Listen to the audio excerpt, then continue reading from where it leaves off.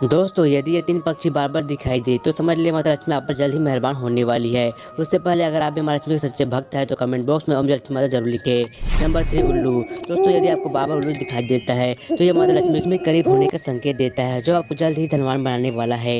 Number 2 बाज। दोस्तों, आपको सपने में यह हकीकत में बार-बार बाज दिखाई देते हैं तो ये एक शुभ संकेत है, जो आपको बताता है कि आपके अटके काम जल्द ही पूरे होने वाले हैं। नंबर 3 तोता। बार-बार तोता का भी दिखाई देना शुभ माना जाता है, जिसका अर्थ है आप जो भी काम करेंगे उसमें आपको सफलता मिलेगी। दोस्तों, ऐसे ही मैथोलॉजी वीडियो देखने के लिए हमारे चैनल को सब्सक्राइब जरूर करें।